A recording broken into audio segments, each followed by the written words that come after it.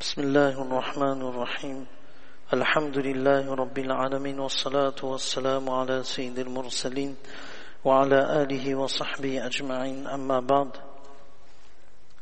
فقد قال الله تعالى في القرآن المجيد رضي الله عنهم ورضوا عنه صدق الله العظيم الحمد لله الذي تواضع كل شيء لعظمته والحمد لله الذي ذل كل شيء لعزته والحمد لله الذي خضع كل شيء لملكه والحمد لله الذي استسلم كل شيء لقدرته يا رب لك الحمد كما ينبغي لجلال وجهك ولعظيم سلطانك اللهم صل على سيدنا محمد وبارك وسلم جزا الله عنا محمدا صلى الله عليه وسلم بما وأهله رب ارحمهما كما ربياني صغيرا اللهم اغفر لهما وادخلهم الجنة الفردوس بغير حساب ولا سابق عذاب فسهل يا إلهي كل صعب بحرمة سيد الأبرار السهل الله وإني أعوذ بالله أن أكون في نفسي عظيما وعند الله صغيرا. Toutes les louanges appartiennent à Allah subhanahu wa ta'ala qui nous a permis d'accomplir la salat de Aïcha en congrégation et qui nous a permis de rester un instant pour écouter sur ces hommes qui ont fait l'histoire, ces hommes, subhanallah, qui ont fait un effort exceptionnel pour obtenir la plus grande des richesses, la richesse par excellence, le kalima la ilaha illallah. Nous sommes les fruits de cet effort. Imaginons un instant dans le désert brûlant de l'Arabie Saoudite. Wallah, mes frères, en ce moment il fait très chaud. Nous pouvons ressentir cette chaleur intense durant l'été. Imaginez un instant un homme placé sur le sable chaud du désert brûlant de l'Arabie Saoudite, en train d'être torturé pour lui dire de quitter l'islam, de quitter cette religion et de revenir vers la religion des ancêtres. Le soleil brûlant, le sable brûlant, le désert, là où il n'y a rien pour boire, subhanallah. Ces hommes ont tenu jusqu'à la fin. Et ces hommes ont été les intermédiaires pour qu'aujourd'hui, nous sommes tranquillement assis dans une masjid avec la clim et avec tout le confort, la moquette qui coûte combien? Subhanallah. Vraiment. C'est pour ça qu'on fait l'histoire de ces compagnons, source d'inspiration, pour que nous aussi, à notre niveau, nous puissions faire un effort pour préserver notre identité de croyants et de musulmans. Si on va un instant à midi, on enlève son bonnet, ou bien si on a je sais pas, et on se tient debout dans le soleil, 5 minutes, là où il fait très chaud, subhanallah, comment ça nous fait mal. Et ces hommes ont resté sur le sable brûlant pour dire renonce à l'islam. On les a brûlés pour dire renonce à l'islam. Et aujourd'hui, nous avons eu ce cadeau. Allahu Akbar. Où se trouve l'Arabie Saoudite? Où se trouve Réunion Island? L'île de la Réunion. Petite île sous les tropiques. Subhanallah. Et aujourd'hui, on est en train de parler de ces hommes. Inch'Allah ta'ala, on fait dua que le jour de la résurrection, Inch'Allah ta'ala, on retrouve ces hommes qu'on a pu raconter l'histoire et on va leur dire Inch'Allah ta'ala, lorsqu'on sera, dites Amin Inch'Allah ta'ala, qu'on sera avec eux et on va leur dire Othman ibn Maz'un, je connais ton histoire. Ja'far ibn Abi Talib, je connais ton histoire. O tel sahabi, je connais ton histoire. Subhanallah. Allah subhanahu wa ta'ala nous donne vraiment la compréhension de comprendre l'importance de ces hommes et de la vie de ces hommes pour en tirer des leçons. Othman ibn Maz'un radiyallahu anhu, c'est un des seuls sahabis radiyallahu anhu qui n'a jamais bu une goutte de vin. Chez les Arabes, avant la venue de Rasulullah sallallahu alayhi wa sallam, l'objectif c'était la fête. Comme 3 petits points. C'était la fête, c'est la période de la fête, envoyez, là on regarde, c'était les coupes de vin et c'était les belles filles, sans entrer dans les détails, et c'était les chevaux pour attaquer les innocents, piller leurs biens, et pour eux c'était permis. Voilà le but et l'objectif des Arabes avant la venue de Rasul sallam. Et comment Rasul sallam va former des hommes pour changer tout cet état d'esprit. Et Uthman ibn Mas'ud radiyallahu lui, il se disait, la vie c'est pas ça. La vie c'est pas les femmes, c'est pas les coupes de vin, ce n'est pas piller. C'est pas ça la vie. La vie c'est autre chose. Et c'est là où lorsqu'on lui disait bois une coupe de vin, il dit mais t'es malade? Je vais boire une coupe de vin pour que je perds ma raison. Regardez, subhanallah, ce qui veut dire que la nature humaine, elle est pure. C'est ce qu'on appelle la fitra. Lui-même, si on raisonne vraiment d'une façon juste, il a dit, je vais perdre la raison. Et quoi? Et on va, ceux qui sont plus bas que moi, ils vont se rigoler de moi, ils vont se dire, mais t'es malade, qu'est-ce que t'as perdu la raison? Ou bien, je vais faire marier ma fille à quelqu'un que je n'aime pas alors que je suis sourd parce que j'ai plus de raison. Donc, Uthman ibn Maz'un, radiyallahu anhu, il s'est dit cela. Lorsque Allah subhanahu wa ta'ala a envoyé Rasulullah sallallahu alayhi wa sallam, 12 hommes avaient déjà embrassé l'islam. Uthman ibn Mas'ud radiyallahu anhu, il va embrasser l'islam.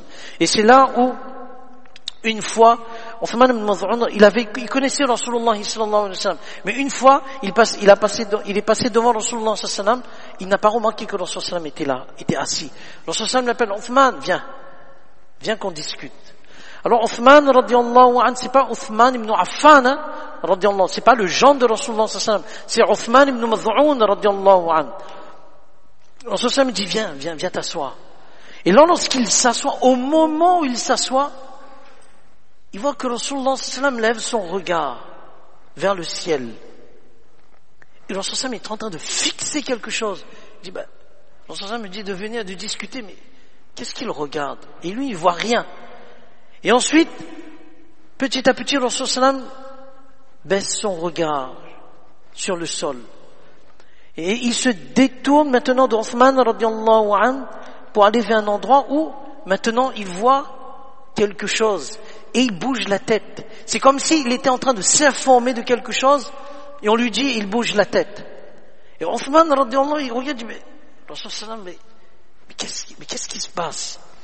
Et ensuite, Rasulullah sallallahu alayhi wa sallam, c'est comme s'il est en train de retenir quelque chose. Et ensuite, il relève son regard jusqu'à ce qu'il voit, il y a quelque chose, il fait comme ça, c'est comme si quelque chose disparaissait. Et il ne quitte pas, son regard ne quitte pas. Et il est en train de bien observer cette chose-là. Lorsque Rasulullah sallallahu alayhi wa sallam, cette situation bizarre pour Uthman radiyallahu anhu, c'est terminé. Là, Rasulullah sallallahu alayhi wa sallam, il fixe le visage de Rasulullah sallallahu alayhi wa sallam parce qu'il voit un changement. Il dit, Ya Muhammad, je t'ai vu, on s'est assis, mais je t'ai vu faire ce que j'ai jamais vu faire de ta part. On s'est assis plusieurs fois, mais qu'est-ce qui s'est passé? Quoi? Elle a dit, tu as remarqué cela? Il dit, oui, j'ai remarqué cela. Il dit, ça, c'est Jibril alayhi salatu wassalam qui est venu. Jibril alayhi salatu wassalam, dans son nature, 600 ailes. 600 ailes, Jibril alayhi salatu wassalam, il a. C'est pour ça, lorsque la première révélation, dans son salam il a vu, Jibril alayhi salatu wassalam, elle est abrupte. Première fois, il voit un ange. 600 ailes. C'est pour ça, il a tremblé. Et là, il s'était habitué maintenant. Et c'était une habitude maintenant de recevoir la révélation avec Jibril alayhi salatu wassalam. Et il dit, mais qu'est-ce que Jibril alayhi salatu wassalam, il a dit? Est-ce qu'il a dit quelque chose? Il dit, oui, il a dit quelque chose. Qu'est-ce qu'il a dit? Il a dit, Inna Allah ya'muru bil 'adli wal ihsan wa ita'i dhil qurba wa yanha 'anil fahsha'i wal munkari wal baghi ya'idhukum la'allakum tadhakkarun. C'est ce qu'on lit dans le khutbah de Jum'a qui se trouve dans quel sipara? 14e sipara, dans le dernier cas, où Allah subhanahu wa ta'ala, il dit, certes, Allah commande l'équité, la bienfaisance et l'assistance aux proches, et il interdit la turpitude, c'est-à-dire les mauvaises choses, l'acte répréhensible et la rébellion. Il nous encourage afin que vous souveniez. Alors, Uthman, radiyallahu anhu, quoi? Allah, il ordonne d'être équitable, d'être bienfaisant et de donner assistance aux proches. Et il interdit la turpitude, il interdit l'acte répréhensible et la rébellion. Il dit oui, dit, mais ça c'est le résumé de tout ce qui est bien. Et Allah subhanahu wa ta'ala nous montre comment déraciner le mal. Il dit, lorsque j'ai entendu ce que Rasulullah sallallahu alayhi wa sallam, il a dit, tout de suite j'ai dit, ashhadu an la ilaha illallah. Lorsqu'on reçoit une pierre précieuse, lorsqu'on montre sa richesse, on devient automatiquement la cible des voleurs. Oui ou non? Celui qui a iman, il a la plus grande des richesses. Une fois embrassé l'islam, Othman radiallahu anhu devient la cible de ceux qui haïssaient l'islam. Et Rasulullah devient l'être le plus cher dans son cœur. Et ça, c'est le dénominateur commun de tous les sahaba radiallahu anhum. Ils détestaient Rasulullah, mais une fois ils ont connu l'islam, subhanallah, Rasulullah devient l'homme le plus cher. Et c'est là où les tribus arabes, avant, lorsqu'ils savaient qu'il y avait un membre de la famille qui embrassait l'islam, donc ils l'injuriaient, etc., mais ils ne disaient pas plus que cela. Mais lorsque Rasulullah il a dit qu'il n'y a qu'un seul Dieu, Allah, il n'y a aucune autre divinité, et que ceux qui n'ont pas iman et quittent ce monde sans iman, ils sont dans l'enfer, là, les polythéistes, ils se sont dit non, cet homme ne peut pas parler ainsi. Et c'est là où ils ont commencé, tous ceux qui étaient dans leur tribu, leur famille, ils ont commencé à les persécuter, les brûler, les frapper de fouet, jusqu'à ce que les mettre sur le sable chaud dans le désert brûlant de l'Arabie Saoudite, jusqu'à ce qu'ils délaissent l'islam. Et lorsqu'on s'en il voit tout ça, il voit toutes ces difficultés, toutes ces tortures.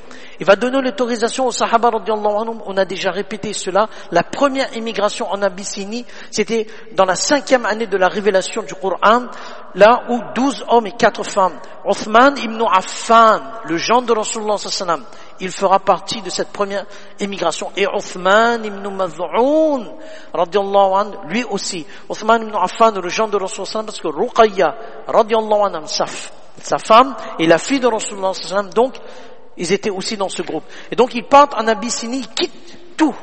Ils quittent tout. Ce qu'ils ont de plus cher, ils quittent tout. Subhanallah. Imaginons les Palestiniens qui ont tout quitté. Rien. Et ils retournent, il n'y a plus rien. Et on fait courir le bruit que les Quraysh ont arrêté de torturer. Donc Othman ibn Maz'un radiallahu, il revient. Mais lorsqu'il revient, tout de suite on commence à le torturer exactement comme on l'a fait avant son immigration. Et c'est là où, à l'époque, Al-Walid ibn Mughira radiallahu, qui est le père de Khalid ibn al-Walid radiallahu, il n'était pas encore musulman. Lui, il donnait la protection à ceux qui voulaient la protection. Donc Othman ibn Maz'un radiyallahu anhu, il pouvait plus supporter tout cela, donc il s'est mis sous la protection de Al-Walid ibn Mughira radiyallahu anhu. Et entre eux aussi il y avait un lien familial. Et là où il entre dans la protection de Al-Walid ibn Mughira radiyallahu anhu, lorsque tu entres dans la protection, et il n'était pas encore musulman, Al-Walid radiyallahu anhu, lorsqu'il entre dans Othman radiyallahu anhu, il entre dans la protection, personne ne peut toucher Othman maintenant.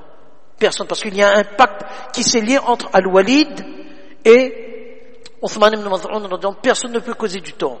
Mais c'est là où Othman ibn Maz'un, il se dit, mais je suis un égoïste, je suis quelqu'un qui est lâche, les autres sont en train d'être torturés, et moi je reste là, je mène une vie tranquille, etc. Il va dire à Al-Walid, tu as respecté ton pacte de protection, maintenant je veux rompre ce pacte. Maintenant, le seul protecteur, mon seul protecteur, sera Allah subhanahu wa ta'ala. Donc, il ruminait, il se dit, je peux pas être sous la protection d'un homme, alors que Rasulullah sallallahu alayhi wa sallam et les autres compagnons, ils sont en train d'être torturés, et moi je mène une vie tranquille. Non. Et donc, Al-Walid lui dit, est-ce que quelqu'un parmi ma tribu t'a causé du tort? Il dit non, tu as respecté ton engagement. Les Arabes, lorsqu'ils tiennent une promesse, même s'ils ne sont pas musulmans, mais ils tiennent leur promesse. C'est une des qualités. Il a dit, comme on a déclaré ouvertement devant tout le monde que tu es sous ma protection, maintenant il faut qu'on va au Masjid Haram et on déclare devant tout le monde que tu rompes le pacte avec moi. Donc il va, Haram, et il dit devant tout le monde que Al-Walid a respecté son pacte, j'ai été bien accueilli, etc.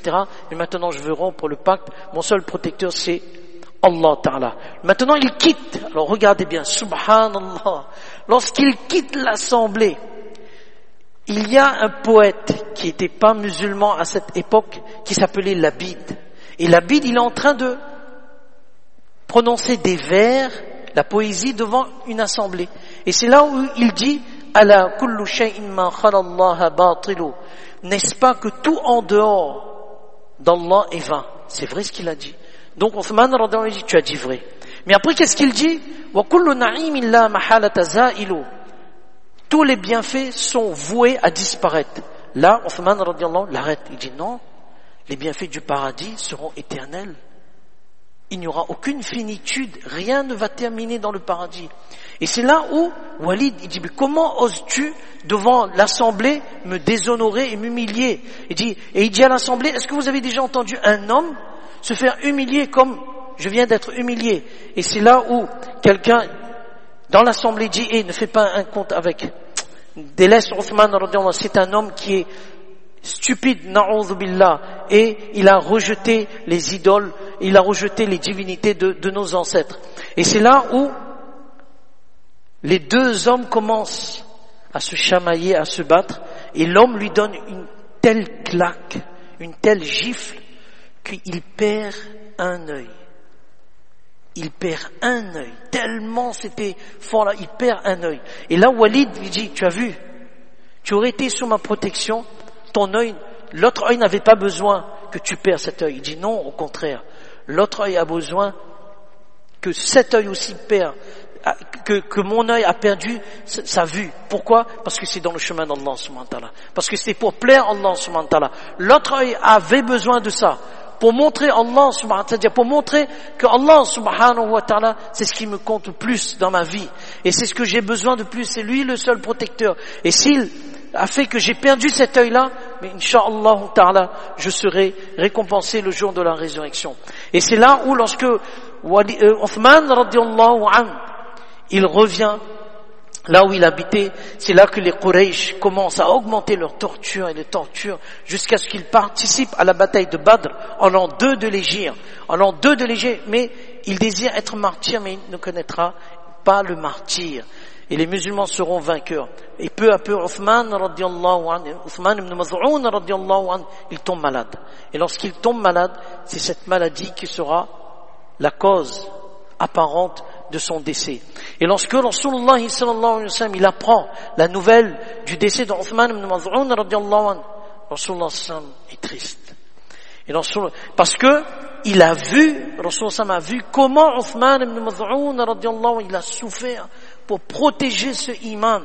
Et lorsque Rasulullah sallallahu alayhi wa sallam arrive devant le corps d'Othman ibn Maz'un radhiyallahu anhu, il enlève donc le voile qui couvre le visage d'Othman radhiyallahu anhu. Rasul sallam embrasse son front une fois et Rasul sallam pleure. Rasul sallam il va embrasser deuxième fois son front et une troisième fois. Rares sont les sahaba radhiyallahu anhum qui ont connu cet acte de Rasulullah sallallahu alayhi wa sallam. Rasul sallam va embrasser 3 fois et Rasul sallam va pleurer. Et les musulmans qui étaient là à ce moment-là, eux aussi commencent à pleurer la perte d'Othman ibn Maz'un radhiyallahu anhu. C'était l'histoire de Othman ibn Maz'un radhiyallahu anhu. Comment ces hommes, wallah, en arabe c'est beau, en arabe c'est parce que chaque langue a sa saveur. Et en arabe, les mots utilisés sont subhanallah exceptionnels. Pour ceux qui connaissent l'arabe, donc Allah subhanahu wa ta'ala donne tous la compréhension de ce qu'on vient de dire. Le dernier sahabi radhiyallahu anhu qu'on va voir la semaine prochaine, ce sera donc le dernier sahabi, et ce sera le 14e sahabi radhiyallahu anhu qu'on aura vu jusqu'à maintenant. Alhamdulillah, Allah subhanahu wa ta'ala accepte. C'est un des familles de Rasulullah sallallahu alayhi wa sallam, celui qu'on va voir. Un des familles de Rasulullah sallallahu alayhi wa sallam fait partie de la famille de Rasulullah sallallahu alayhi wa sallam. C'est un des compagnons radhiyallahu anhu pour qui un verset a été révélé, un verset spécial a été révélé sur ce compagnon radhiyallahu anhu. Et c'est un des compagnons radhiyallahu anhu à avoir la bonne nouvelle du paradis, pas dans une assemblée de 10. On connaît les 10 sahabis radhiyallahu anhu qui dans une seule assemblée ont connu la bonne nouvelle du paradis. Mais lui, Rasul sallam est en train de faire majlis et lui il sort de faire wudu. Donc il prend ses savates dans la main gauche, et Rasul me dit, vous allez voir arriver devant vous un homme du paradis. Premier jour, et les compagnons disent, mais c'est qui? C'est ce sahabi là donc qui voit. Deuxième jour, Rasul me dit, vous allez voir arriver un compagnon du paradis. C'est le même compagnon. Troisième jour, il dit, vous allez voir arriver un compagnon du paradis. Et il voit. Et dans l'assemblée, Abdullah ibn Amr ibn As dit, je vais me faire loger chez lui et voir quelle action il accomplit pour avoir eu cette bonne nouvelle du paradis. Il va rester 3 nuits. Il va passer 3 nuits blanches. Et l'autre compagnon est en train de bien dormir. Il se lève pas pour tahajjud aussi. Ça veut dire qu'il y a une action spéciale, très subtile, que lui, il avait l'habitude. Next week, inshallah ta'ala. Subhanallah wa bihamdihi, subhanakallah wa bihamdihi.